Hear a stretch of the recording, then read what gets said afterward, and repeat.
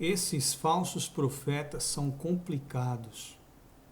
Estão dizendo agora que o Senhor, o Messias, Yeshua, veio somente para os judeus e não para os gentios. Que ele serviu de sacrifício apenas pelos pecados cometidos pelos judeus e não pelos de todo mundo. Oh, meu Deus, é complicado, meus irmãos. É muito complicado. A gente tem que tomar muito cuidado com o ensino dos falsos profetas. Muito cuidado, porque é muito delicado. Dizem muita bobagem. Tudo isso em versículos isolados, né? Leiamos o primeiro que eles utilizam para alegarem essa blasfêmia. Mateus, capítulo de número 10, 5 e 6. Os 12 e a sua missão.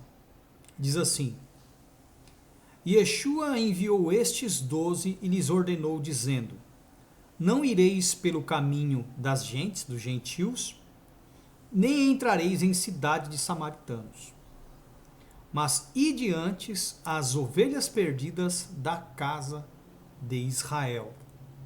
E indo pregai, é chegado o reino dos céus. Então, baseado nesses e em outros versículos que leremos, alegam que o Messias veio para os judeus e pediu para que o evangelho fosse pregado somente para os judeus, dando margem que o evangelho pregado de Paulo é que serviria para os gentios, e que do Senhor e dos demais apóstolos apenas para os judeus. Estranho, porque Pedro foi pregar em Roma, João em Éfeso, outros foram para a Índia, para outros países na África. Que estranho, que estranho. Acho que o cara não deve conhecer a história da igreja, muito menos o caminho percorrido pelos apóstolos quando cada um seguiu em sua missão. Mas fazer o quê, né? Tem gente que acredita nesses falsos profetas endemoniados. Mateus capítulo 15, versículos de número 24, 25 e 26. Ali, o momento em que o Senhor prega para a mulher samaritana, né? Bem conhecido. Mas vamos lá. A mulher cananeia. Samaritana não, a cananeia. Olha só.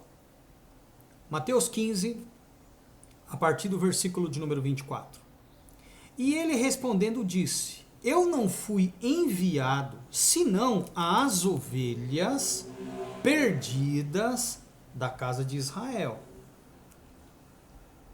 Então chegou ela e o adorou, dizendo: Senhor, socorre-me. Ele, porém, respondendo, disse: Não é bom pegar o pão dos filhos e deitá-los aos cachorrinhos. 27. Disse ela: Sim, Senhor, mas também os cachorrinhos comem das migalhas que caem da mesa dos seus senhores. 28. Então Yeshua disse-lhe: Ó mulher, grande é a tua fé. Seja isso feito para contigo como tu desejas. E desde aquela hora a sua filha ficou curada, ficou sã. Bom, o Messias estava dizendo isso porque a priori ele havia sido enviado, se não, ao seu povo. Mas não era qualquer um do seu povo, eram aos perdidos. E ele colocou a fé dessa mulher à prova. Então, baseados nesses dois textos, né, estes falsos profetas alegam que o Messias não veio para os gentios, apenas para os judeus. Vejamos a profecia da sua vinda em Isaías 49, para entendermos se essa interpretação está correta. Vamos na raiz, ok? Yeshayahu ou Yeshayahu, Isaías 49, a partir do versículo de número 1. O que diz aí? Ouve-me ilhas, se referindo aos continentes, E escutai, vós povos de longe, se referindo aos gentios. O Senhor me chamou desde o ventre, desde as entranhas da minha mãe, fez menção do meu nome. E fez a minha boca como uma espada aguda, e com a sombra da sua mão me cobriu, e me pôs como uma flecha limpa, e me escondeu na sua aljava.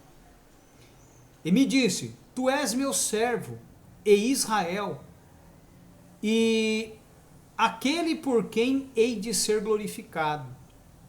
Mas eu disse, debalde tenho trabalhado, inútil e vãmente gastei minhas forças, todavia o meu direito está perante o Senhor, e o meu galardão perante o meu Deus. E agora diz o Senhor que me formou desde o ventre para ser seu servo, que eu lhe torne a trazer Jacó, mas Israel não se deixou ajuntar. Contudo, aos olhos do Senhor serei glorificado, e o meu Deus será a minha força. Disse mais, pouco é que seja o meu servo para restaurares, olha só, as tribos de Jacó, e tornares a trazer os guardados de Israel. Também te dei para a luz dos gentios, para seres a minha salvação, até a extremidade da terra. Bom, segundo a profecia de Isaías, o Messias seria enviado para todos os povos.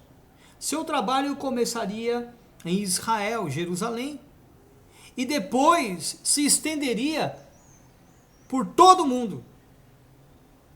Por todo o mundo. Até porque, em Mateus 24, versículo de número 14, o próprio disse, e este evangelho do reino, o que ele pregou para os judeus, será pregado em todo o mundo. Este evangelho que ele pregou para os judeus será pregado em todo o mundo, em testemunho a todas as gentes. Que gentes? Os gentios. E então virá o fim. Este evangelho, não o que nós temos visto aí fora, baseado em interpretações erradas das epístolas de Paulo ou distorções do próprio Paulo. Ok? Um dia nós falaremos sobre isso. Mas o evangelho universal é o do Messias. É ele, o mesmo que ele pregou aos judeus, que tem que ser pregado em todo o mundo para testemunho. Este evangelho, o evangelho de Deus. Ok? Esta palavra que o Senhor entregou aos seus apóstolos. Lá em João 17:14, quando ele orava ao Pai pelos seus discípulos, ele disse, dei-lhes a tua palavra, e o mundo os odiou. Em João também, 14, se não me falha a memória, ele diz o seguinte, ó,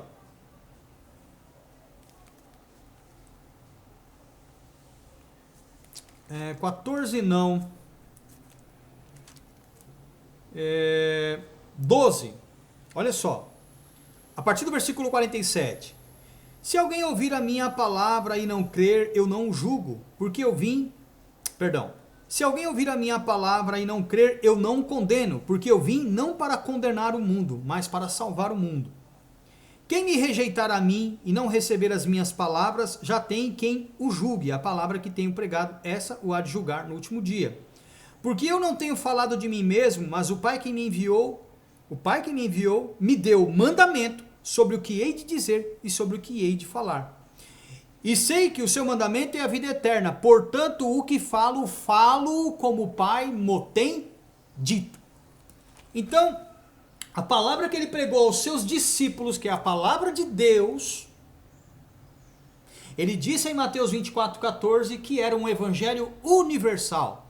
Este evangelho do reino será pregado em todo o mundo, para testemunho a todas as gentes, a todos os gentios, e então virá o fim.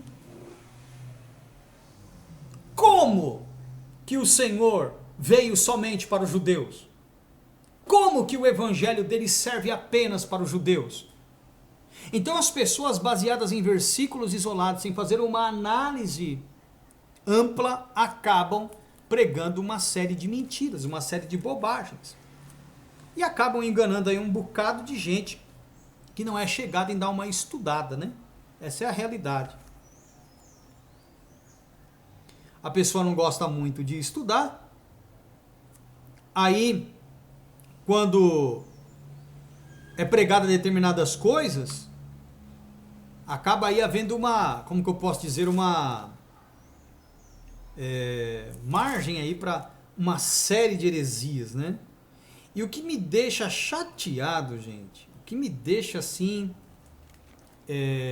entristecido é ver pessoas acreditando nessas bobagens, acreditando nessas heresias, nessas mentiras, né? É uma coisa que, olha, eu vou falar para vocês, não é fácil não. E a gente tem que combater isso frequentemente, né? Frequentemente a gente tem que combater essas heresias, essas mentiras, essas falácias, né? João capítulo 10. Versículos de número 15, 16 e 17. Ele diz assim: assim como o Pai me conhece a mim, também eu conheço o Pai, e dou a minha vida pelas ovelhas. 16. Ainda tenho outras ovelhas. Quem são essas outras ovelhas? Os gentios, que não são desse aprisco. Que aprisco? Dos judeus. Também me convém agregar estas, e elas ouvirão a minha voz, e haverá um rebanho e um pastor. Que coisa, hein? Que coisa. Poxa vida. E agora, meus amados? E agora? Atos dos Apóstolos, capítulo de número 4. Atos dos Apóstolos, capítulo de número 4. Estou lembrando aqui, lembrei de um outro texto agora. Atos dos Apóstolos, capítulo de número 3. 25 e 26. Olha só. Vós sois os filhos dos profetas e do concerto que Deus fez com nossos pais, dizendo a Abraão: na tua descendência serão benditas todas as famílias da terra. Todas as famílias da terra. E ressuscitando Deus a seu filho Yeshua, primeiro enviou a vós, os judeus, para que nisso vos abençoasse e vos desviasse a cada um das vossas maldades. E depois nós vemos lá em Atos 10, Pedro indo aos gentios pregar o mesmo evangelho que o Messias pediu para que fosse pregado, o que ele pregava aos judeus e que deu a estes apóstolos judeus, para que eles pregassem em todo o mundo, até os confins da terra. Nossa, irmão, como tem heresia sendo pregada, como tem mentira sendo dita. Meus amados, tem muita mentira sendo dita. E vocês têm crido. Atos capítulo de número 13, a partir do versículo 42. E saído os judeus da sinagoga, os gentios rogaram que no sábado seguinte, lhes fossem ditas as mesmas coisas. E despedida a sinagoga, muitos dos judeus e dos prosélitos religiosos seguiram Paulo e Barnabé, os quais, falando-lhes, os exortavam a que permanecessem na graça de Deus. E no sábado seguinte, ajuntou-se quase toda a cidade a ouvir a palavra de Deus. Então os judeus, vendo a multidão, encheram-se de inveja e, blasfemando, contradiziam o que Paulo dizia. Mas Paulo e Barnabé, usando de ousadia, disseram: era mister que a vós se vos pregasse primeiro a palavra de Deus, aos judeus. Mas visto que a rejeitais e vos não julgais dignos da vida eterna, ele está falando com esse grupo de judeu, não todos de modo geral, até porque os apóstolos e os primeiros discípulos eram judeus. E vos não julgais dignos da vida eterna, eis que nos voltamos para os gentios. Vamos pregar agora o evangelho que vocês rejeitaram aos gentios. Dar essa oportunidade que vocês rejeitaram a eles. Porque o Senhor assim nolo mandou. Eu te pus para a luz dos gentios, para que sejas de salvação, para que sirvas, né? Ou sejas de salvação até os confins da terra. E os gentios, ouvindo isto, alegraram-se e glorificaram a palavra do Senhor, e creram todos quantos estavam ordenados para a vida eterna. Olha só como é diferente a interpretação quando a gente tem entendimento, quando a gente faz a leitura da maneira correta. Romanos capítulo 15, a partir do versículo de número 1, diz assim: mas nós que somos fortes devemos suportar as fraquezas dos fracos e não agradar a nós mesmos. Portanto, cada um de nós agrade ao seu próximo no que é bom para a edificação. Porque também o Messias não agradou a si mesmo, mas como está escrito: sobre mim caíram as injúrias dos que te injuriavam. Porque tudo o que dantes foi escrito para nosso ensino foi escrito, para que pela paciência e consolação das Escrituras tenhamos esperança.